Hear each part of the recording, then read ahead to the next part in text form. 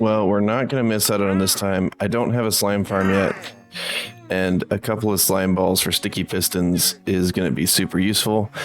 I know I could build a slime farm pretty quickly. I just don't have it going right now, and 20 emeralds for 5 slime balls without having to go down below the platform for a while, that's going to be great.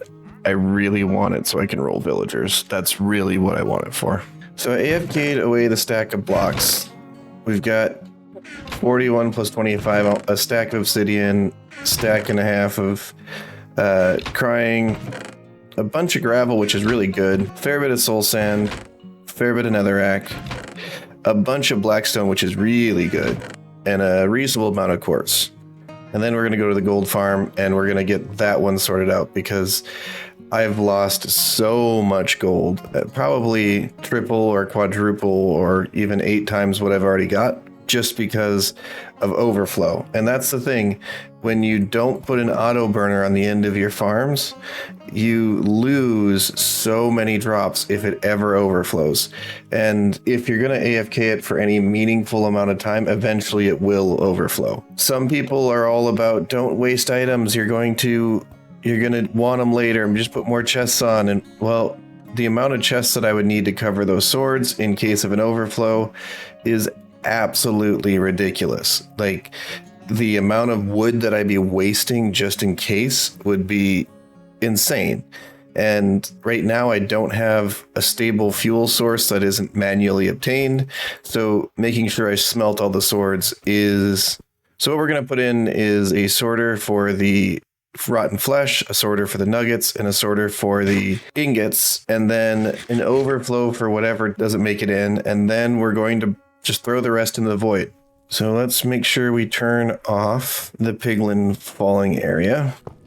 So we're going to have to break it for a second. Now we're going to have to break the minecarts. Actually, do we have to break the minecarts? I don't think we do. So if we go like that, technically we can put a sorter starting on that one. I think we're going to put the sorters facing back that way. So that's going to be your sort hopper. And then chests are going to go there. So this is going to be flesh, ingots, nuggets. I think we're going to put another ingot in, and maybe just another flesh. Put a temporary block, and then we'll put our dropper facing down. So that should drop right into the void. And if we want to ensure that it's going to drop right into the void, we grab a stair. We put it like that. That should cause it to drop straight down. And then we'll put in these. Need a couple more hoppers. All right, that's a good chunk of our sorter. That's all the hoppers we need. Now, that's going to come there. We're going to have a line of those. We need to be careful on our redstone count because I know we're close. So let's build 3 of the sorters and then get the redstone torches in, and then we can start building the rest of them. So we'll build these first 3 just to get us started. Now we need glass. 1, 2, 3. We'll put in our comparators. Then we'll put in our iron blocks. And then we will put in our torches. Okay, so we have 3 sorters at least. Now we got to put in dust. And then we have to spawn proof this. So we're going to put slabs down for now. Okay, 1, 2, 3. So now we've got to get the sorters programmed, and the way we're going to do that is with iron nuggets. Don't have as many to program this time, so that's helpful. 5, and the reason that I'm doing 5 is because it's overflow safe, meaning if it backs up, it won't break the next hopper down the line. If you put 41 in here, which some people do, or 40 in there, it will break if you overflow, which is silly because what's the point in a sorter that breaks? So now we can put rotten flesh here,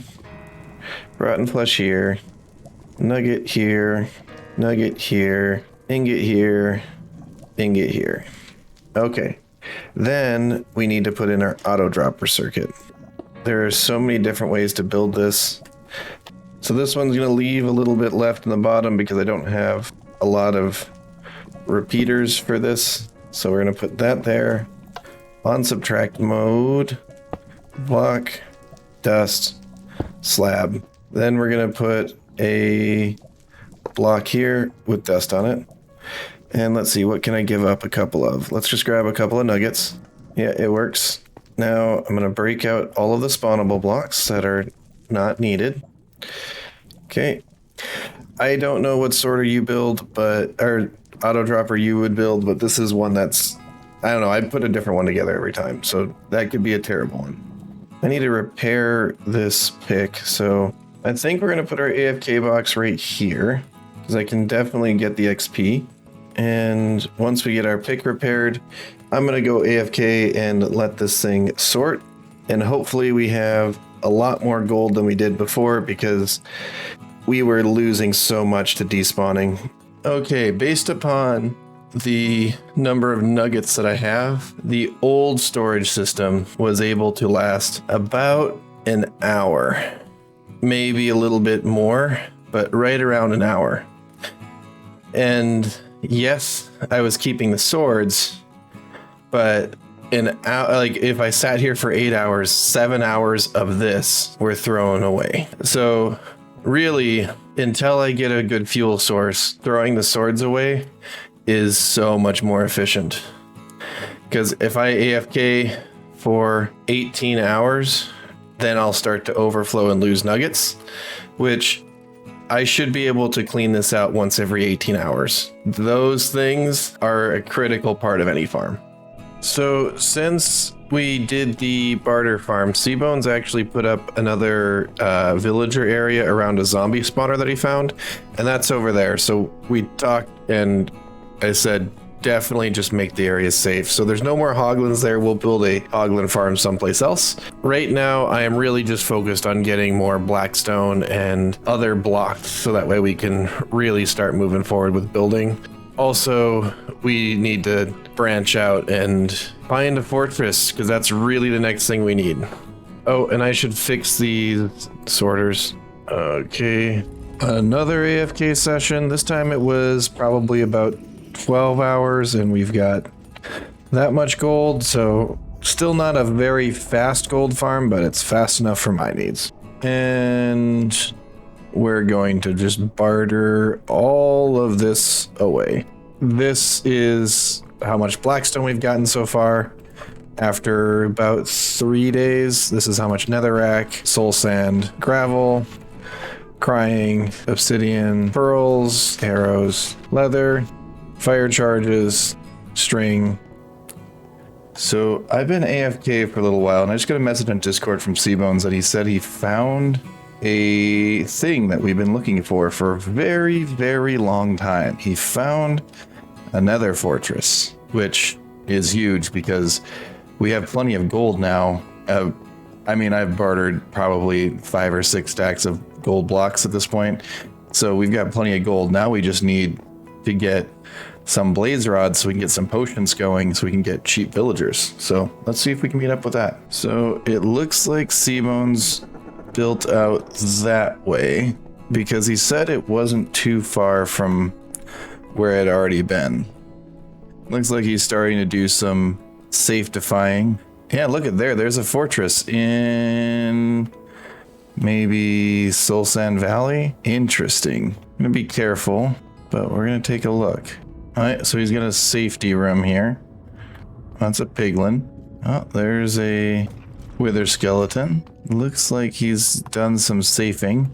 I hear some blazes. He hasn't been too far, or he's not too far ahead of me anyway. All right, let's go back here. All I want is a couple of blaze rods. Come here. Okay, that's a couple of blaze rods. See if we get a couple more. Where was that coming from? Oh, yeah, in case you're wondering, those things are always weird. They generate with soul sand, but I have to pull the soul sand out for soul sand valleys, and I can't tell the difference between soul sand in the fortress and soul sand in the soul sand valley. All right, well, I took a little bit of damage. We're gonna make sure that we eat and heal up. Wither skeletons aren't too bad to kill. So we got some crimson nylium and some warp nylium. We've already got 2 skulls. All right, I got 7 blaze rods. I think that's enough for me right now. We do need to eventually come back here and make a farm, but for now, I think just having a couple of blaze rods so we can get a couple more brewing stands so we can get some more redstone. That's really what I'm interested in. All right, well, I found my way out. That's kind of handy though. Too bad I didn't build out first this way. I'm gonna go back here in AFK, get a lot more gold, trade a lot more gold, do a lot more things, and then next time we'll be back and hopefully we can play with some villagers, maybe get some redstone going because I have some ideas. They are gonna be awesome, but it needs a lot of blackstone, a lot of cobblestone, and a lot of redstone. So let's get into that next time.